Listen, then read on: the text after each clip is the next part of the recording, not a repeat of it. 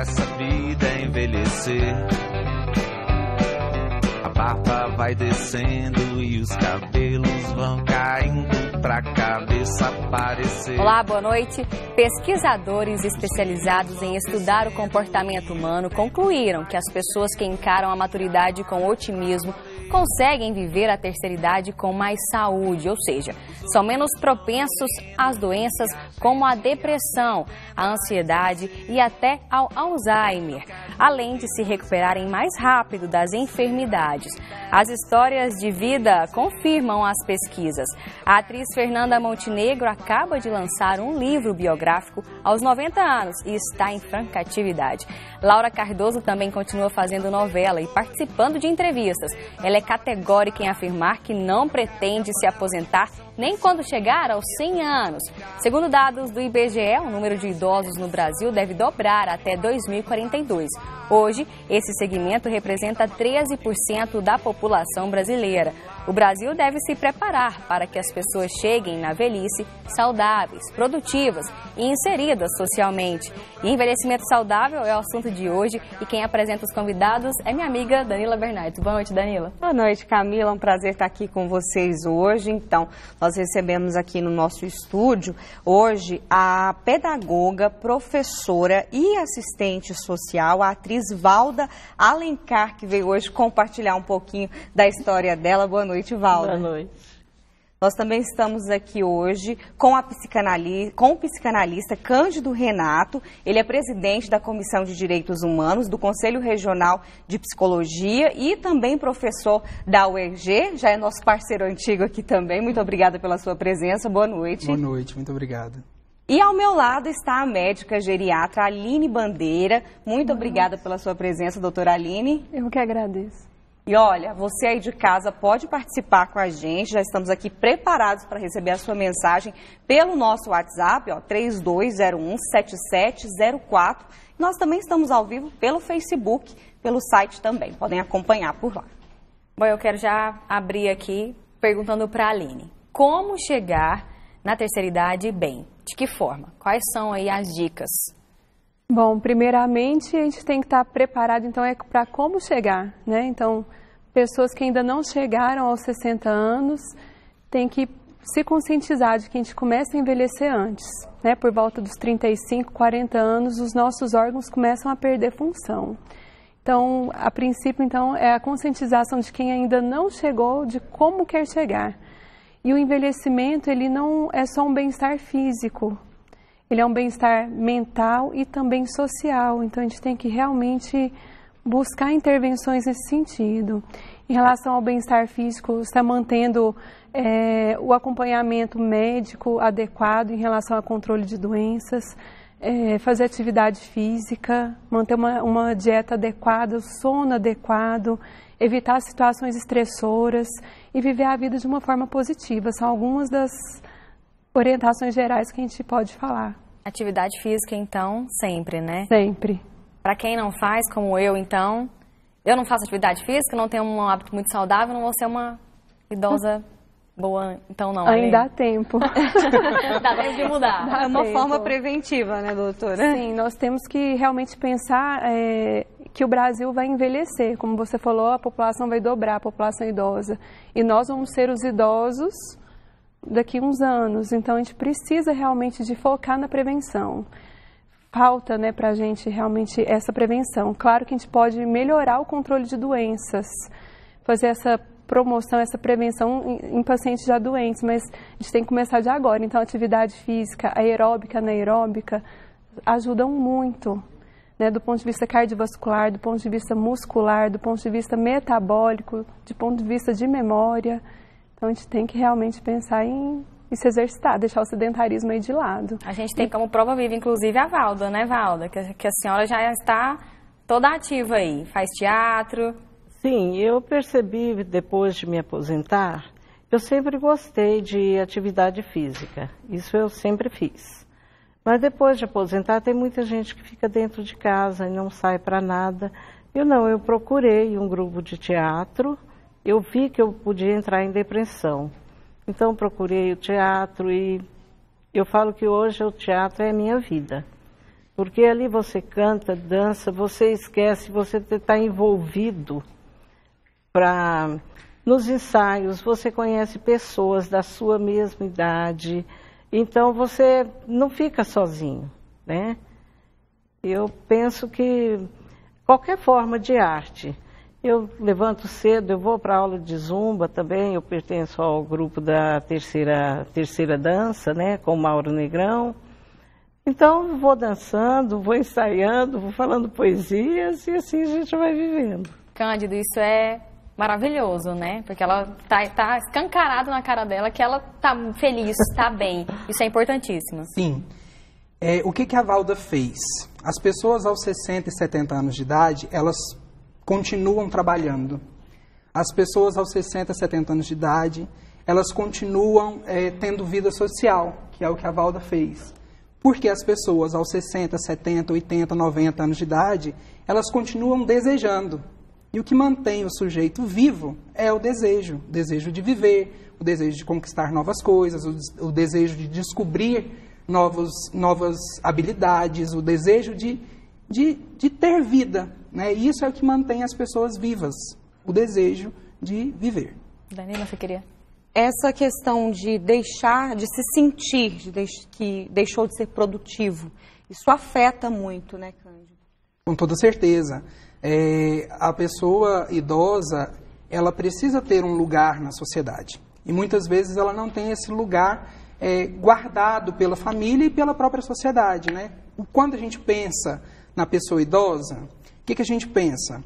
Se a gente jogar lá no Google, fizer uma pesquisa colocar lá idoso, no Google, as características que vão aparecer nas buscas são uma relação de doenças, uma relação de expectativas, às vezes de morte, e nunca se pensa na possibilidade do idoso com uma vida comum, né? Se você for parar para pensar, a velhice, assim como a infância, a juventude e a fase adulta da vida, são fases da vida. Não significa porque o sujeito chegou na velhice, ele é um sujeito que está no fim da vida, que não pode mais desejar, que não pode mais construir planos, que não pode mais construir laços de amizade e que não pode dar continuidade a outras coisas que ele não fez durante o decorrer da sua vida. Agora, Cândido, como que você avalia como a gente está envelhecendo hoje?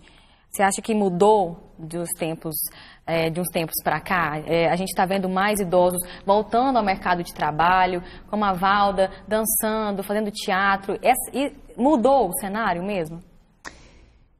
O que a gente tem visto é que a expectativa de vida das pessoas, né, eu estava até conversando com a doutora aqui no início do programa, na década de 40 era de mais ou menos 45 anos de idade. Hoje a gente tem uma expectativa de vida de 73 anos para os homens e de 80 anos para as mulheres. E isso faz com que essas pessoas necessitem ser inseridas dentro da sociedade de alguma forma. Né? Essas pessoas, elas existem, elas têm desejos e elas precisam ocupar os espaços sociais. Então isso traz uma mudança, porque hoje em dia, quando se fala da pessoa que tem 40 anos, que antigamente morria aos 40, 45 anos, a pessoa hoje aos 40 anos, ela está digamos que numa das melhores fases da vida dela, né? Que a pessoa está num momento de mais estabilidade profissional, de mais estabilidade financeira, de construção, às vezes, da família. Então, ela está realizando os sonhos que ela planejou no decorrer da vida. Assim se espera, né? Que a pessoa esteja aos 40 anos de idade. Então, quando você para pensar que na década de 40, que as pessoas faleciam, a média de 45 anos de idade, que hoje a gente tem uma expectativa de 80, nós estamos falando de quase o dobro de tempo de vida. Né? E essas pessoas, elas precisaram se inserir dentro desse contexto social que nós temos hoje. A doutora Aline citou aí a importância da atividade física, a Valda falou das atividades dela. A gente tem a pergunta do Daniel Machado, aqui de Goiânia mesmo. Ele diz que ele pede, na verdade, uma sugestão de atividade para um idoso de 89 anos que não pode andar muito. O que o pessoal pode fazer para ocupar esse tempo? O nome dele? Daniel Machado. Daniel, primeiro esse idoso precisa de passar por uma avaliação, ver quais são as doenças que acompanham esse idoso. É importante ter sempre o acompanhamento. Né? Precisa passar até para se indicar melhor. Tem que ver como está a questão cardiovascular, muscular, para se indicar um exercício com maior precisão. Então fica realmente assim complicado passar, não tem uma receita que é igual para todos, né? Vai depender muito realmente de todo o conjunto desse idoso. Então eu aconselho realmente procurar uma avaliação para realmente ter uma indicação mais precisa. Tem um relato aqui que eu achei bem interessante, da Luana Costa, ela é lá da Vila Santa Helena. Ela conta aqui pra gente que o avô dela tem 81 anos e vive esperando a morte. Se isso atrapalha muito a vida dele, o que ela faz para ele deixar de ser tão ranzinza? Uma das principais indagações da humanidade é sobre a finitude da vida. E quando a gente pensa na finitude da vida, geralmente também a gente associa a velhice. A gente imagina que a finitude da vida ela vem com a velhice. E Heidegger, ele fala que a pessoa, quando ela nasce, ela tem 1 minuto de vida, ali ela já tem a possibilidade também de morte. A morte, ela está inserida em todas as faixas etárias da sociedade, da humanidade. Não se morre só na velhice, se morre na primeira infância, se morre na segunda infância, se morre na juventude, se morre na fase adulta e se morre na velhice. Como a nossa sociedade é uma sociedade que associa sempre a velhice ao adoecimento, associa sempre a velhice ao não pertencimento da sociedade, isso faz com que as pessoas elas alimentem essa ideia de que se o sujeito é velho, é porque ele de alguma forma representa a possibilidade da morte. Sendo que todos nós representamos o tempo todo a possibilidade da morte. Se a gente puder falar algo que é certo, que não há como a gente contradizer, a única certeza que a gente tem na vida é que um dia todos nós vamos morrer. Né? Então, a maneira como a nossa sociedade lida com a morte é que o propulsor desse tipo de sofrimento desse senhor, de não conseguir aproveitar o tempo de vida que ele tem, né, de 81 anos de vida. Ele não sabe se ele vai viver mais 10 anos ou se ele vai viver mais 1 ano, mas esse tempo, independente de qual seja que ele vai viver, ele pode passar sofrendo, preocupado em morrer, ao invés de construir alguma coisa com o tempo que ele tem. Quer complementar, Aline? Eu acho que a gente tem que desmistificar um pouco as questões diversas do envelhecimento. Mas em relação a esse senhor, a gente tem que ver até quando, a partir de quando ele começa a falar em morte. Os transtornos depressivos, ansiosos, são frequentes na população idosa e às vezes não é de uma forma tão característica como a gente vê no adulto e no jovem. Então, às vezes, uma pessoa que fica ruminando aí, né, essa ideia da morte, às vezes começa a se isolar, a perder realmente o prazer, a comer menos, a dormir menos, ou excesso de sono também. Isso tudo tem que ser excluído, transtornos de humor. Isso leva a várias doenças, né, doutor? Sim, a depressão e a ansiedade carregam consigo, né, piora de doenças orgânicas também, piora de memória. Então, assim, realmente vale a pena avaliar se o avô dela não se enquadra só nessa questão do ser velho e ser linkado com a morte, mas se ele também não está precisando, né, de uma avaliação mais pormenorizada. Até alguns distúrbios orgânicos são causas de depressão. Distúrbio de tireoide, distúrbios de sono. Então, realmente, vale a pena a gente pensar que o idoso merece ser avaliado de uma forma diferenciada. O idoso tem uma complexidade muito grande e, às vezes, a gente estigmatiza o envelhecimento. Então, às vezes, a gente cai nesse erro de achar que é o comum do envelhecimento e perde, às vezes, o momento de tratar e trazer qualidade de vida. A própria família tem que ter essa sensibilidade em perceber isso. Como Sim. que a família pode perceber? Às vezes, né, ela falou que ele é ranzinza, né? Às vezes ele mesmo não quer ir, ele mesmo não quer se tratar. Como que a família tem que ter esse jeitinho, assim, para lidar com essa situação? Então, a gente tem que ter o conhecimento do que primeiramente, é o comum do envelhecimento. E aí, tomar de base o referencial que era essa pessoa anteriormente, né? Se é um idoso que antes, até ali, né, anos antes, tinha certo grau de interatividade, de socialidade, e começou a mudar o seu comportamento, isso é sinal de que não vai bem, né? O envelhecimento não traz consigo perda de memória, isolamento social e outras coisas que a gente vai tomando como normal. Então, a família realmente precisa de perceber o que vai mudando. Por exemplo, que não tem a ver com a depressão, mas um quadro infeccioso em idoso, a gente não vai esperar uma febre. A gente vai esperar, às vezes, diminuição do apetite, confusão mental, aumento de sono, inversão do ciclo do sono e da vigília. Então, a gente tem que estar realmente atento que o idoso funciona de uma forma um pouco diferente, né? Só para citar, por exemplo, sede. Não sei se a Valda já notou isso, que a sede diminui. Por questões mesmo cerebrais, às vezes a necessidade de ingestão de água diminui, mas nem por isso eu vou deixar de beber menos água. As alterações também para a regulação de temperatura do ambiente. Então, às vezes a gente vê o idoso ali naquele calorão com a blusa de frio, né? Mas a gente tem que ter esse bom senso até de falar, olha, vamos retirar um pouco a roupa, né? Pôr uma roupa mais fresca para não desidratar. Então, a gente tem que saber que existem mudanças fisiológicas, mas que a gente precisa de estar sempre acompanhando e não tomar isso como só o normal. Ivalda, você sempre se preocupou com a sua saúde, desde bem novinha, ou tem se preocupado mais por agora? Como é que tem sido? Eu sempre gostei de viver bem. Eu nasci para ser feliz. Então, eu sempre tive essa preocupação de estar bem, de não adoecer. E pegando o gancho dela falando sobre questão de memória, esse tipo de coisa, esses dias eu tive um depoimento de um senhor, da terceira idade, 70 anos. E ele falou para mim, ele falou, olha, eu não me sinto com 70 anos. Dentro de mim existe o jovem de 40 anos. E realmente ele participa dos motorroad, eu sei, porque eu vou também, vejo. Então ele anda de moto, faz show de moto, participa dos festivais, das coisas. Então, assim, eu penso que a gente tem que estabelecer uma meta. Como eu quero viver?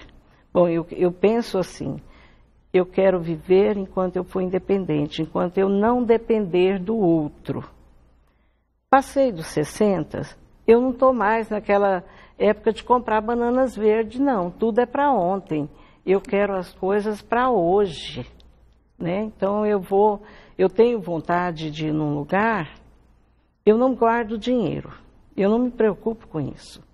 Eu penso assim, eu quero ver, eu tenho um show, alguém diz, mas esse show é em Portugal. Eu sei, mas eu vou.